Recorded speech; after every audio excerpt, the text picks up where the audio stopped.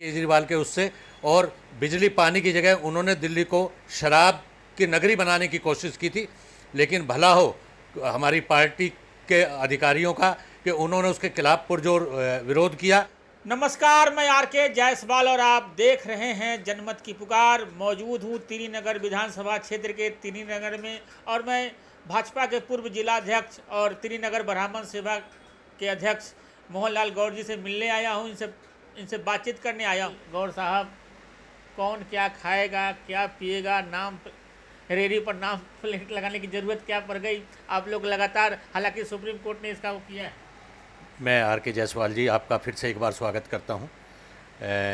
आप क्षेत्र की समस्याओं को लेके हमेशा रूबरू रहते हैं और कोई भी ऐसा ज्वलंत जो मुद्दा होता है उसको पुरजोर उठाते हैं। इसके लिए मैं आपका हृदय से स्वागत करता हूं। आपने पूछा कि नाम लिखवाने की क्या आवश्यकता पड़ गई, तो इसमें मेरा यह मानना है कि यह तो 2006 में भी जब कांग्रेस का शासन था और जब मुलायम सिंह जी थे मंत्री थे, तो उस समय ये पारित हो चुका था। लेकिन एक ये मुद्दा बनाने वाली बात है और इसमें कोई विशेष बात भी नहीं है। हमें यूँ लगता है कि हमें अपनी पहचान क्यों छुपानी चाहिए? अगर हम सही हैं और सही काम कर रहे हैं तो हमें पहचान छुपाने की ज़रूरत क्या है? मैं अगर हिंदू हूँ तो हिंदू हूँ, मैं मुस्लिम हूँ तो मुस्लिम हूँ, मैं क्रिश्चियन हूँ तो क्रिश्चियन हूँ। जब मुझे कोई गलत काम नहीं करना तो मुझे पहचान क्यों छुपानी है? मेरा ये कहना है जी। कैसे देखते हैं, दिल्ली में जैसे ही थोड़ा बहुत बारिश हो रही है तो जल जमाव की स्थिति बन जा रही है। पहले पानी की किल्लत को लेकर आप लोग लगातार मटका फोड़ रहे थे।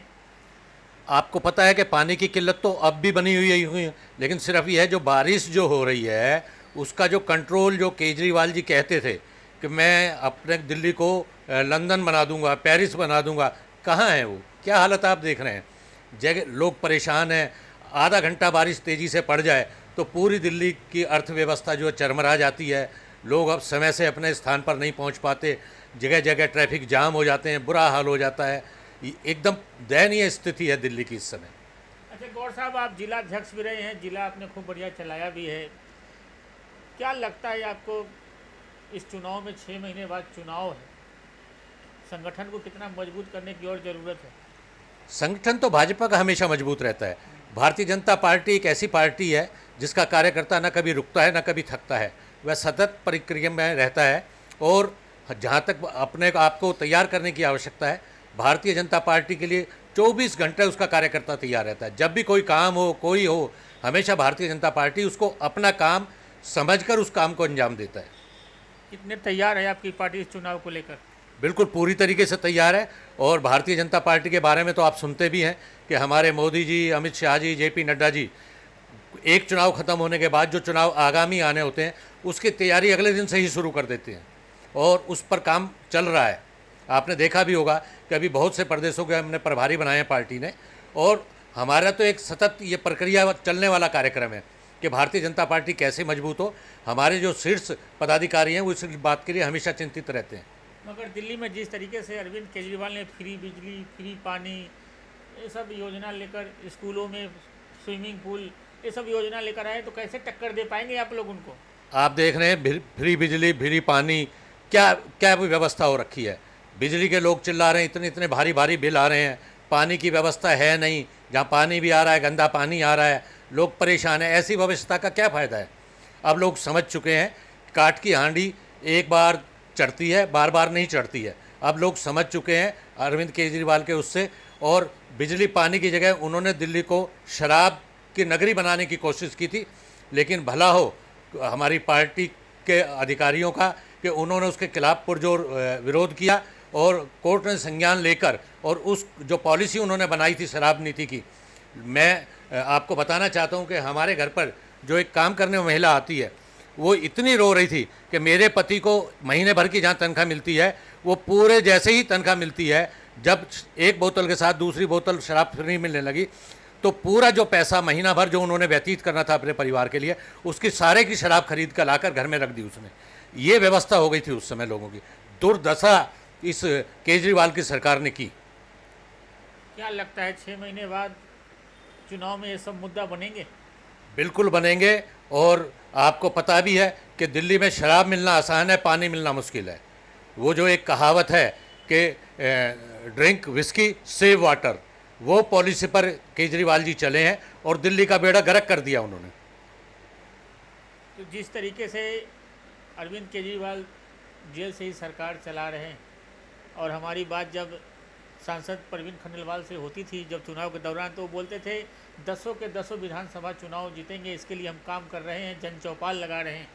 आप देख भी रहे होंगे कि दिल्ली के केजरीवाल जी ने कहा था, जब वो छूट कर आए थे कुछ समय के लिए, तो उन्होंने ये कहा था कि अगर दिल्ली की जनता चाहेगी तो मैं दोबारा जेल नहीं चाहूँगा, आप दिल्ली से हमारे सांसदों को जिता दीजिए।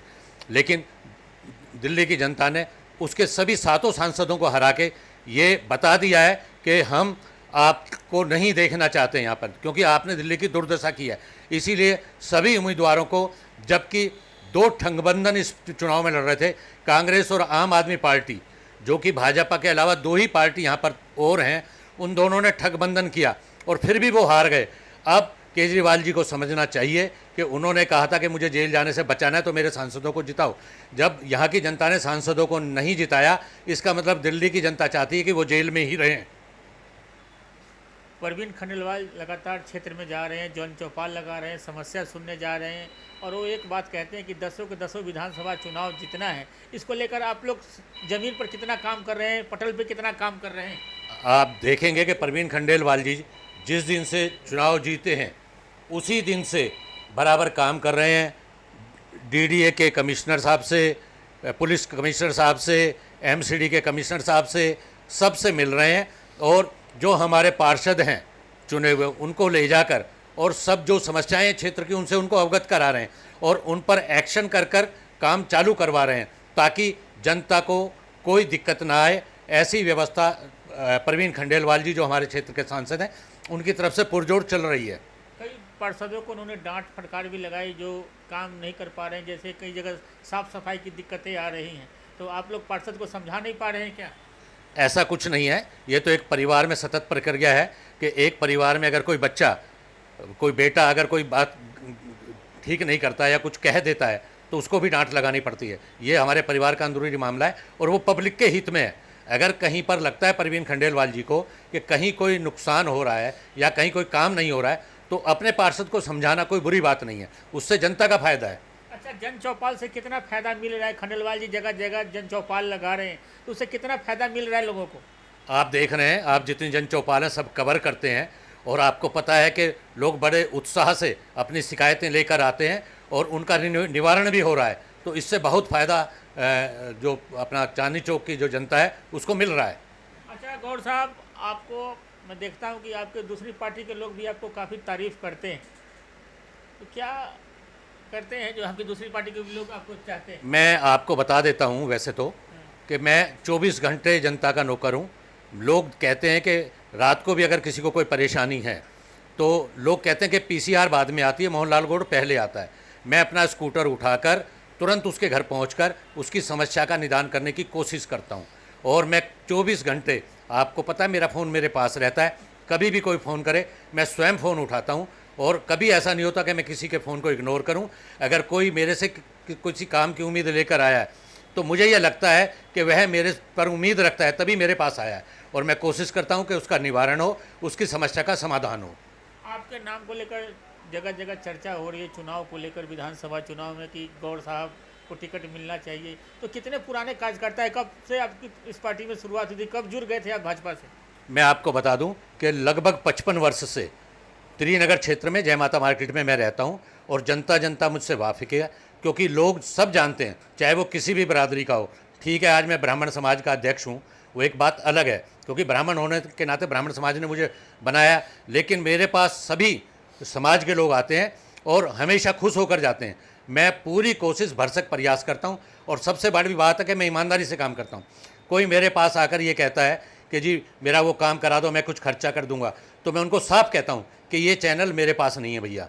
मैं कोशिश करूंगा, आप आइए, अगर मैं कोई काम कराऊंगा तो उसमें कोई खर्चा, कोई पैसा आपका नहीं लगने दूंगा, और इसी उम्मीद के साथ मैं उनका काम कराता हूँ। अच्छा गौड़ साहब, अगर मान लो आपको टिकट पार्टी देती है, पार्टी के अलावा आप कैसे जीत पाएंगे? क्या फार्मूला लगाएंगे?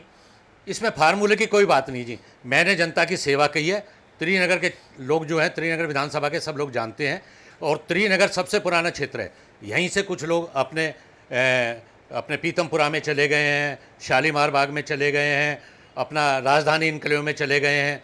तो जो वो सब लोग मुझे जानते हैं, मेरे कार्यशैली को जानते हैं, और वो जानते हैं कि यह जो व्यक्ति है कभी कोई व्यसन नहीं करता।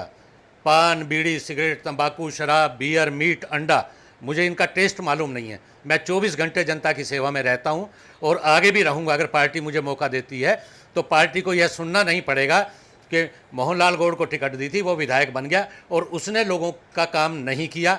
मैं आपको वादा करता हूं, आप आज एक इंटरव्यू ले रहे हैं, अगर प्रभु ने ऐसा चाहा और ऐसा हुआ तो आपको विधायक के रूप में एक नए कीर्तिमान त्रिनगर विधानसभा में स्थापित करके दूंगा। विधायक बनने से पहले तो लोग बहुत सारी बातें करते हैं, अगर चुनाव जीतने के बाद बिल्डरों की गोद में बैठ जाते हैं, पूंजीपतियों की गोद में बैठ जाते हैं। सब मुझे जानते हैं कि मैं किसी की गोद में बैठने वाला व्यक्ति नहीं हूं। बिल्डर यहाँ आज भी काम कर रहे हैं, लेकिन कोई बिल्डर से मेरा नाम आप जोड़ ही नहीं सकते।